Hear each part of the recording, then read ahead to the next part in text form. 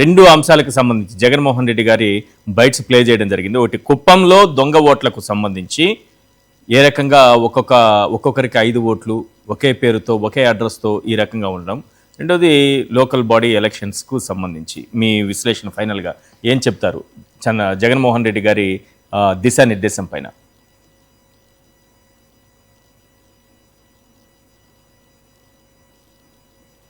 మీ audio మ్యూట్లో ఉన్నట్టుంది sir, ఒకసారి చూడండి. ప్లీజ్. లోకల్ బాడీ ఎలక్షన్స్ లో గ్రౌండ్ లెవెల్లో ఈ రోజు వైఎస్ఆర్సీపీ తరఫున కంటెస్ట్ చేయడానికి అయితే మాకు కాంపిటీషన్ ఉంది. మేము కంటెస్ట్ చేస్తామని అనే వాళ్ళ నెంబర్ ఎక్కువగానే ఉంది. కాబట్టి ఖచ్చితంగా మంచి ఫైట్ ఇస్తాము, గెలుస్తాము, దీంట్లో డౌట్ లేదు. రెండో పాయింట్కి వచ్చేటప్పటికి ఏకగ్రీవాల్ని అంగీకరిస్తారా అసలు? ఆ పాసిబిలిటీ అసలు ఉండదు. ఎందుకంటే ఇప్పుడు అంటే మా జిల్లాలో మా సిటీ కాన్స్టిట్యున్సీ నెల్లూరు సిటీకి వచ్చేటప్పటికి మేము కంటెస్ట్ చేస్తాము, మాకు కావాలనే వాళ్ళ నెంబర్ ఎక్కువగా ఉంది. నామినేషన్ వేసే అవకాశం కూడా అయితే గతంలో కల్పించలేదు కదా ఎక్కడ సార్? నామినేషన్లు వేసే అవకాశం కూడా కల్పించని సిచ్యువేషన్ కూడా చూసాం కదా సార్. అదే నేను ఇందాక కూడా చెప్పాను సార్.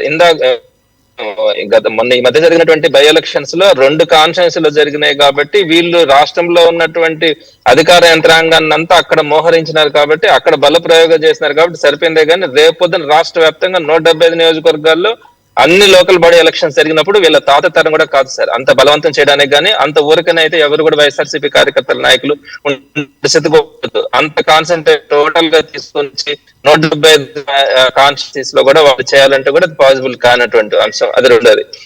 నెక్స్ట్, పోయిన చంద్రబాబు నాయుడు గారు పూర్తిగా 4.5 సంవత్సరం పాటు పూర్తిగా చేతులు ఎత్తేసిన పరిస్థితి. ఎక్కడ కూడా ఏ కార్యక్రమం కూడా వాళ్ళు ఈ చేసినటువంటి నా కార్యకర్త గాని నాయకుడు గాని రోడ్డు మీద కూడా రాలే, కనీసం కంటెస్ట్ కూడా చేయలేదు. చాలా కాన్స్టిట్యున్సీస్ లో క్లీన్ స్వీప్ గా ఆ రోజు అన్ని అనమస్ కూడా అయిన. అట్లా చంద్రబాబు నాయుడు గారు పూర్తిగా ఆయన లాస్ట్ 5 years లో ఉండి ఇందాక మనం అనుకున్నట్టుగా ఈవీఎంల మహిమో ఏం జరిగిందో కానీ చివరిలో చంద్రబాబు నాయుడు గారు మేనేజ్మెంట్ వల్ల ఆయన విజయం సాధించారు. కానీ ఈ రోజు వైఎస్ఆర్సీపీకి ఆ పరిస్థితి లేదు. అయితే ఒకటి, చంద్రబాబు నాయుడు గారు మొదటి నుంచి కూడా మ్యానిపులేటర్ గా ఈ ఎస్ఐఆర్ లేని రోజుల్లోనే సేవామిత్ర యాప్ ద్వారా సాక్షి పేపర్ చదువున్న లేకపోతే సమ్ కమ్యూనిటీ వాళ్ళు ఉన్న వాళ్ళందరినీ కూడా తగ్గించడానికి ఆ రోజుల్లోనే ఆ ప్రయత్నం జరిగినప్పుడు ఇప్పుడు ఎస్ఐఆర్ ఉంది కాబట్టి ఈ ఎస్ఐఆర్ ని అడ్డం పెట్టుకుని కుట్రలు చేసే అవకాశం ఉంది కాబట్టి దాని నుంచి మనం ఓవర్కమ్ కావాలో చాలా గట్టిగా ఉండాలని జగన్మోహన్ చెప్పడం జరిగింది. ఇంకో పాయింట్ కూడా,